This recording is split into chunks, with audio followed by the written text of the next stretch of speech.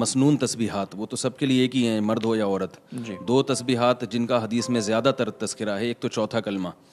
آپ صلی اللہ علیہ وسلم نے ارشاد فرمایا کہ یعنی چوتھے کلمے کی اتنی فضیلت ہے کہ 100 دفعہ جو یہ کلمہ پڑھے گا، لا الہ الا اللہ وحدہ لا شریک لہ لہ الملک ولہ الحمد یحیی و یمیت وہو حی لا یموت وہو علی کل شیء قدیر، کہ اسے بنی اسماعیل کے غلام آزاد کرنے کا ثواب ملے گا.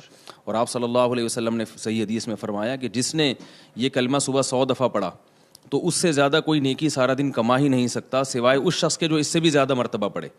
اسی طرح تیسرا کلمہ جو ہے سبحان اللہ والحمد للہ ولا الہ الا اللہ واللہ اکبر، آپ صلی اللہ علیہ وسلم نے فرمایا کہ سورج جن چیزوں پہ طلوع ہوتا ہے، یعنی زمین اور آسمان کی جتنی چیزیں جن پر سورج طلوع ہوتا ہے، مراد یہ کہ تمام کائنات، تو اس سے زیادہ اللہ کو کوئی محبوب کلمہ ہے نہیں.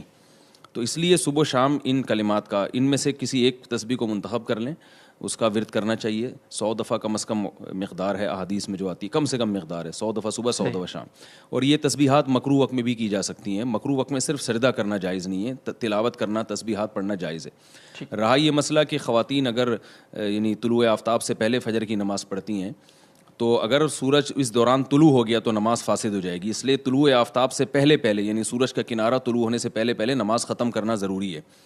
تو اس دوران اگر وہ وہیں بیٹھ کے ذکر اللہ کریں گی اور اشراق پڑھیں گی تو حدیث میں آتا ہے حج اور عمرے کا ثواب ملتا ہے. اس فضیلت میں مرد اور عورت سب برابر ہیں. البتہ یہ بات ہے کہ فجر کی نماز میں اتنی تاخیر کرنا یہ خلاف سنت ہے.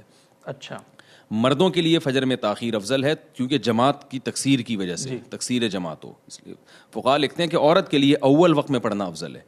اس لیے خواتین کو چاہیے کہ جیسے ہی فجر کا وقت داخل ہوتا ہے وہ فجر کی نماز پڑھ لیں اور پھر اس کے بعد طویل وقت تک ذکر و اذکار میں مشغول ہوں.